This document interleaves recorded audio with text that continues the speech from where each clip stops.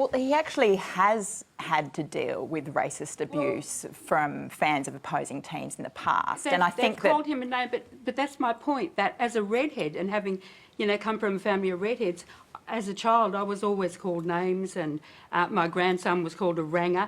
But as an adult, you become desensitised to it and say, and I'm not saying that I've been through or my family's been through what the Aboriginal Society have been through, not at all. But I'm just saying that sometimes, we can just take it too seriously. Okay, all right, let's hear from Miriam. Go ahead. So, I mean, I guess, it's interesting that you're pointing out that, you're a redhead and you've got Irish heritage, because there was a time in Australian history where Irish Australians were extremely discriminated against, and where you would probably expect somebody who was being, was being dissed for being Irish on the field to have been really sensitive to that, because they were subject to extreme discrimination. Now, Aboriginal Australians today are still subject to extreme discrimination, right? And so this is a situation where, exactly like Walid Ali said on the project, I think Australia is a very tolerant society, but we're really intolerant of having our racism pointed out to us. And the reason that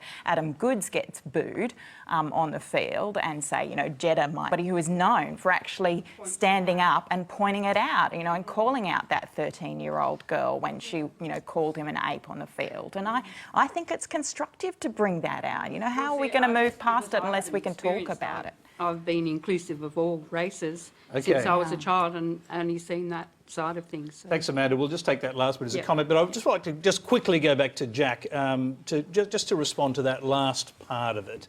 The idea that perhaps Adam Goodes is being too sensitive. What do you say to that?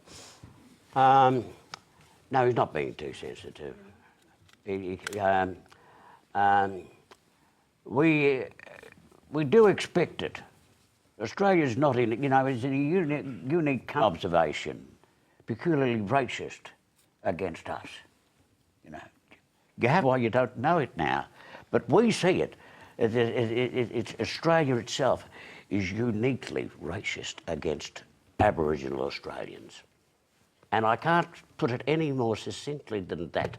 That's my observations. That's the observations of many Aboriginals here in Australia, and that's how it is. And so there's a long journey for us to undertake. Get used to it. That there's no scripting on a football oval. You have no time to say, oh well, I must do my celebration, my team, or not to the other team, and that. You can't. Wherever you are, something happens in the moment. Spontaneous. Yeah. Jack, because in any society there is prejudice, but there's enormous goodwill in our party. I mean, we've got a Prime Minister who has spent many a day in Indigenous communities well before he became Prime Minister. He's now spending time out in Indigenous communities.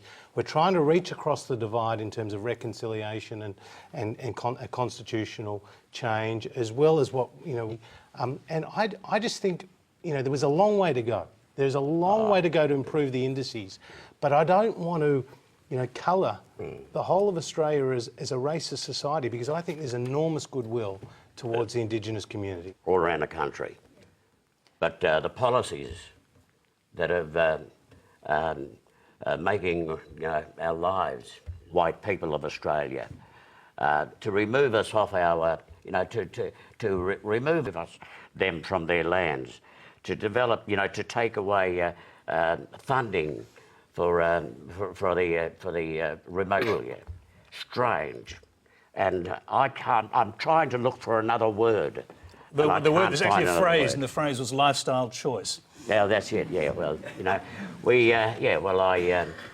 my lifestyle choices now is not being homeless now.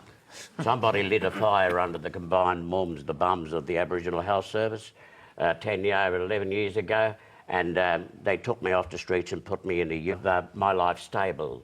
I've only ever did one, and that's the bird you see in Bastardy, the documentary. Yeah. So just by by keeping on funding housing, the drug and alcohol. I hear they're taking funding out of the drug and alcohol issue. For people. Jack, we're going to come back.